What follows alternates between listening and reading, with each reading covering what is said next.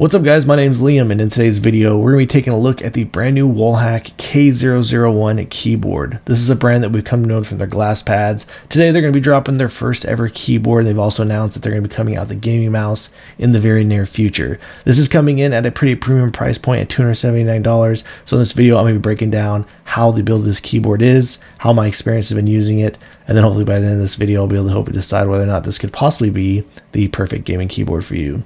So let's check it out.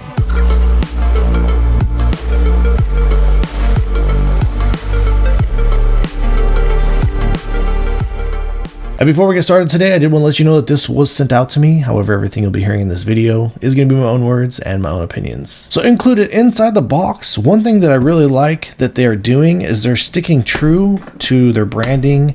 I've been enjoying this style of a case not only for their glass pads, but I also think it's a really cool addition for their keyboard as well. They've included documentation, a sticker, a keycap puller, switch puller, USB-C to USB Type-A cable. There's also this tool to install these additional base plates on here. The keyboard does come out of the box completely flat, and we'll jump into the breakdown of that here in just a little bit. And without question, one of my favorite things about this keyboard is the fact that it does come with these additional backings to it. So these both double as an angle. You have a 4-degree angle and a 7-degree angle, and also as a weight. So right off the bat, there are some things that are pretty different and unique just about the layout of this keyboard in general. As you can see here, we're looking at a 65%. However, it does have this a little bit larger of a forehead up here with a knob on here. So this knob actually functions as a bunch of different things. On its own, it's just a volume knob, and they talked in their breakdown video. I'll put a link for that down in the description below if you guys want to watch it. They go over some pretty cool details in there, but they did talk about this knob and how they really went through a bunch of different samples out there to get this to feel exactly how it does. So very solid and stable feeling, and gives you a notchy experience. I do find it personally to be pretty convenient to have a volume knob on here, though to be honest, I don't use it that often due to the fact that I'm usually using my DAC to control my volume from. But aside from that, the one thing I do want to let you guys know is that this just moves up and down. It doesn't have any type of buttons, so there's no type of a mute function. For the buttons that are over here on the side, they did go for a bit more of a unique layout compared to other types of keyboards that are out there. Right down here is a key that you can press and hold this down, and you can adjust the LED brightness, the backlighting here. They also have this play and pause button, and then they do have other options up here, like this one is where you can actually adjust the rapid trigger settings. What you'll actually have to do though in order to do this is hold down function and press it. It'll enable it. Then you'll adjust this knob. I do think this is a pretty cool feature, but to be completely honest with you, for my own personal preference, not necessarily something that I ever use. Once I get a keyboard, I'll usually calibrate it out of the box and then set it up in the web driver. If I wanted to do so, I might set up like 1 or 2 profiles, and then I just like to switch back and forth between the different profiles. So not necessarily something that I would personally use. The second that I took this keyboard out of the box, started using it, really nothing was missing for me except for a delete key. And they actually did update it, so now that you can modify these keys. You weren't able to do so in the past. There's a lot of people out there that have their own preference on where they prefer the USB-C connectivity to be. I've stated in several videos in the past, I do prefer it to be over on the left-hand side due to the fact that when I am gaming, I do tilt my keyboard. I'm not somebody that does go as aggressive as a 90-degree tilt, but as you can see with this little bit of a longer forehead here and the USB-C being right here in the middle can conflict with you if you are somebody who also does tilt your keyboard, especially more aggressively. I'll go and put this on there in the back. It's going to be kind of angled because of the knob up here in the top corner. But here's a look over here on the back. You do have the screws down here, 4 on the bottom, 4 on the top. If you did want to open this up, I do really like when there's more real estate with just feet being bigger, larger, going more across the bottom of the keyboard, as in my opinion, it can make it feel more stable and that it doesn't slide around as easily on you. Not obviously going to be necessarily that much of an issue if you're using a much heavier keyboard. So this is a really cool touch to this design of a keyboard. So when you open this up, you do have these different screws that do come with the 4-degree plate, and then you have 7-degree screws, or the longer screws that come with the 7-degree plate, excuse me. Anyways, all you do to put this on here is just very simple. You don't have to remove anything off the back of this or anything like that. You just simply line it up with these screw holes like that, and then you can use the tool that is included to drop these screws in here and tighten it down to the base. But aside from that, here's a look of the rest of the layout of the keyboard. It even measured out to be similar to the height from the bottom of the feet to the top of the front keycaps as something like the Wooting 60 HEV2. And then here's just a really quick look of what the sides of the design of this case is like. Pretty nice weight to it as well. Dropping it on my scale without any of the angles attached, looks like we're getting about 1,026 grams. The 4 degree is the one that I have been using the most, and we'll go ahead and drop this on here. So as you can see, this one adding an additional 369.5 grams. And then the heaviest option is going to be the 7 degree.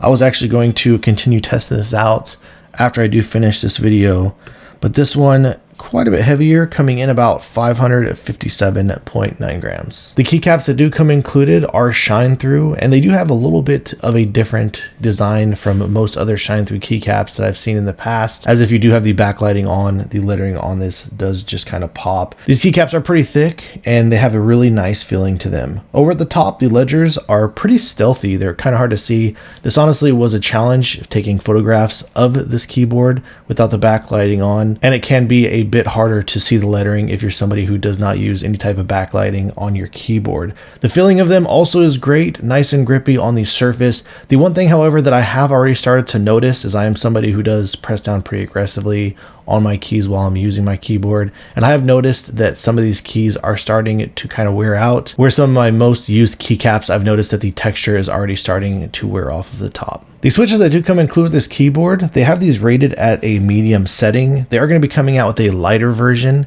and a heavier version. The first thing that came to my mind when I started using this keyboard, and even after I found out about the switches, I was surprised that they're coming out with a heavier switch than this, because these are rated at 48 GF. So they are a little bit on the heavier end of the spectrum. I obviously review tons of keyboards on my channel, and I would say that the average weight on switches is usually around 35 to 36 GF, and in some cases in the 40s. But these do have a closed backing, and as far as the internal design goes, they do have this internal piece where the stem is separated from the top housing to give you better stability. That way, if you're to wobble your keys, you should not be getting any accidental keystrokes with this type of a design. But here we got a look of all these switches when they are installed in the switch plate. I did leave the switch out of the spacebar here so you can see down into the PCB. These switches also have a really great sense of stability.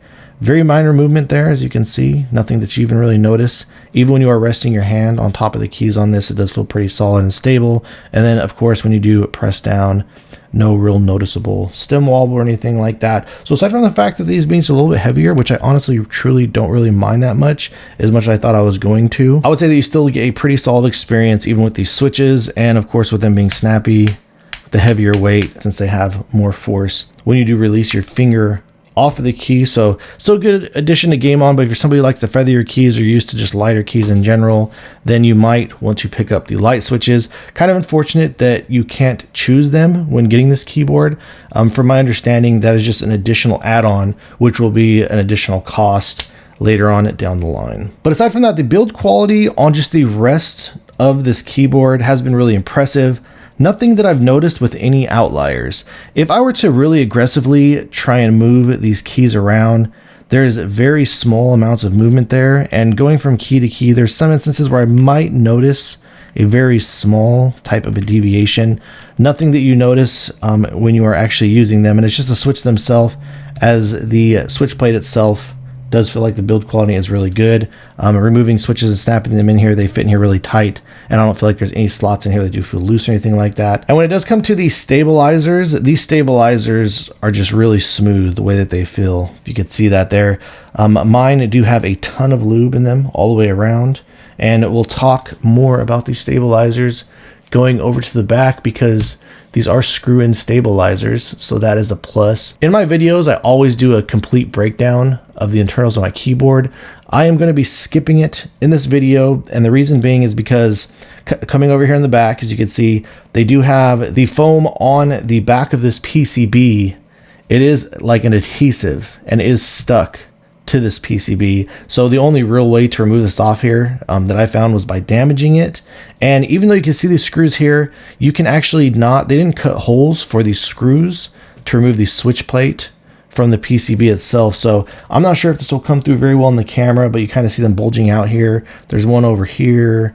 There's one right here. So you would actually have to cut holes in this foam or if you want to do some type of modification yourself. Like I said, the fact that this is actually adhesive on the back, it'd be quite a bit of a pain to remove. I honestly didn't really feel like dealing with it because I pretty much know what the internals are anyways, and it wasn't really worth me ripping that up to take that apart, especially considering the fact that I actually really do like this keyboard. I plan on keeping it and continuously using it. But the one thing I did absolutely want to make sure to note for you guys is this does have a silicone piece here in the middle. So if you did want to swap that out for corkscrew or pour on foam or anything like that, since silicone, it can silence noise a bit more aggressively. Unfortunately, like I said, it'd be a bit of a pain to do that. You're gonna have to make holes back there on the back, and then I don't know what else is in here. I believe it would just be standard stuff, which would be something like an IXP switch pad, and then right below that I'm sure they probably have some type of a PET pad. But here's a look of the top all aluminum piece. Once you do unscrew this and take it out, be careful when you remove this top piece because there is a ribbon cable that is attached up here, and there's this like little like plastic piece you have to flip up to pull it out. So when you first pull this off, just be very careful to pull out the ribbon cable. And then aside from that, here's a look of the bottom. Also, when I did remove the PCB from this bottom piece here as well, there was also this additional ribbon cable attached to the bottom of the PCB, and then the ribbon cable that was attached up here to this top piece also was attached to the bottom of the PCB. So when you do pull those out, make sure you're real easy to remove those. I'll show you the clasp. It's the same thing. It's just like these little flip up clasps right here.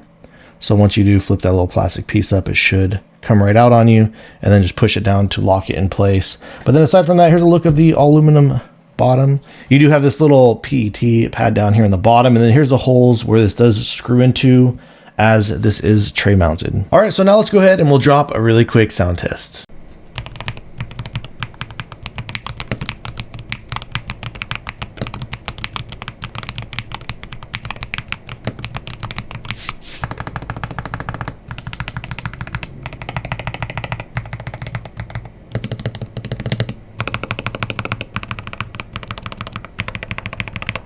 Here's a really quick look of the WebDriver that they are using for this keyboard. Just so you guys do know, this is self-developed. So everything that you're seeing on this video today could possibly change in the near future. Like I've already mentioned previously, there are features that they didn't have before that they were able to add on here really quickly. So good to know that they are constantly working at this and updating it.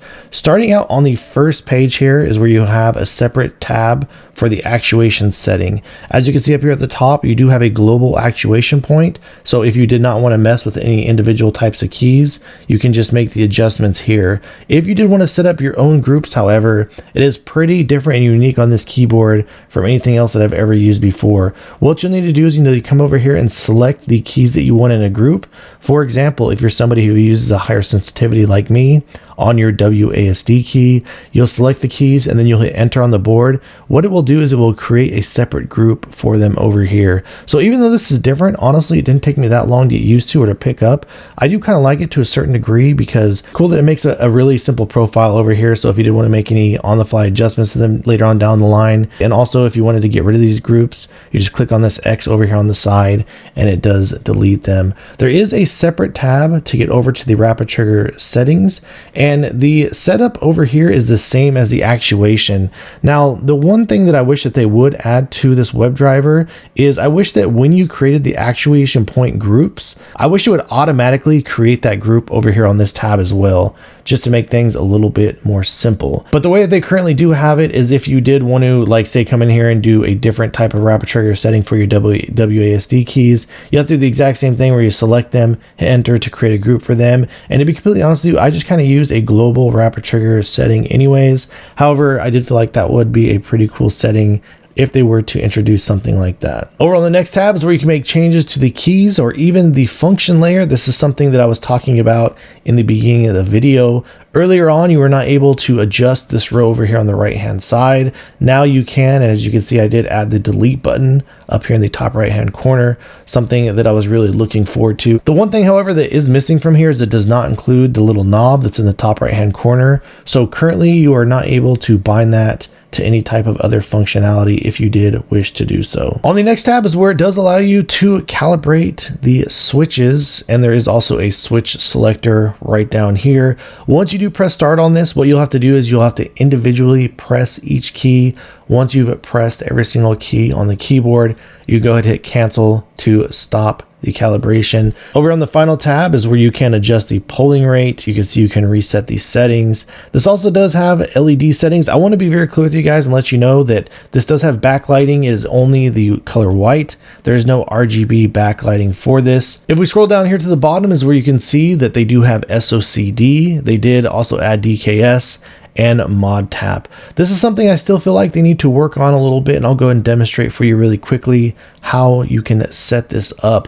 Once you hit select here, if you wanted to delete any of your profiles, you have to do it by clicking over here. But once you do get this set up, it'll ask you to select your keys. And then once you move forward, it'll give you the option on whether you want to pick last priority or any of these other types of additional options. And how this is a little bit confusing for me when I first started using this, as you can see, this is escape or cancel. You actually need to hit escape to back out of this. I wish that they would put like some type of a confirm button in here or something like that. And then the last thing, coming back over here to the actuation point of the rapid trigger really quickly. I'm sorry that I did skip over this. You can go as low as a 0.01 millimeter actuation point and rapid trigger setting as well. The consistency and the stability of this keyboard has been working out great for me while I've been gaming on it, and I haven't come across any issues that I feel like need to be currently addressed. All right guys, so that about wraps things up on the Wallhack K-001 keyboard. I almost never address controversy on my channel. I just try and stay as far away from it as I can and just kind of try and stay in my own lane and do my own thing. I do want to talk about the pricing of this keyboard though, because it has made a lot of noise out there in the community. So I just wanted to go over my truthful, honest thoughts about it. They did have the price point quite a bit higher, actually. I think it was like in the mid 300s. And then they did drop it down to $279. And look, I'll tell you guys straight up that is a expensive price for a keyboard, as there is tons of incredible options out there, especially even for a cheaper price.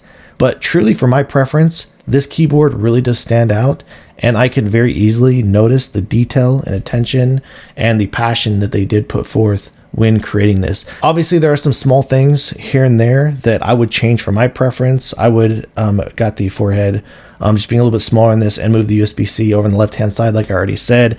I am getting a little bit wear on the keycaps, which is a little bit unfortunate, and the web driver. I do still feel like it does need a little bit more touching up there to go. But with all that out of the way, I really love what they have done with this. I love the back plates that you can put on here to adjust the angle, how it has the entire bottom silicone setting. I didn't really talk much about the experience, by the way. This is, since it is tray mounted, it is going to give you a lot more of a solid and stable type of a feeling. I feel like a lot of these gaming keyboard companies in recent times, even the top ones that I talk about a lot, the Iconix EV63, the Ghost in the Shell, one of my favorite keyboards out there, that is tray mounted. Also the brand new Tick Type that just came out, that is also tray mounted. When you're talking about actuations as low as a 0.01 millimeter and having the latency as low as these are, they really do care about the accuracy and the consistency of the performance of their keyboards while you're using them. So really impressive stuff that they have done here. I really like how they blacked this out, gave it a stealth appearance.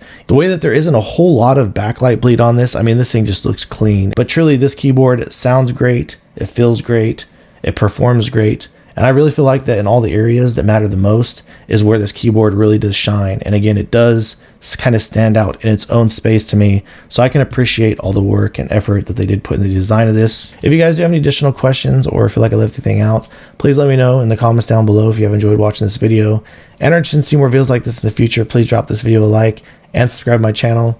Thank you guys so much for watching. I look forward to seeing you in the next one.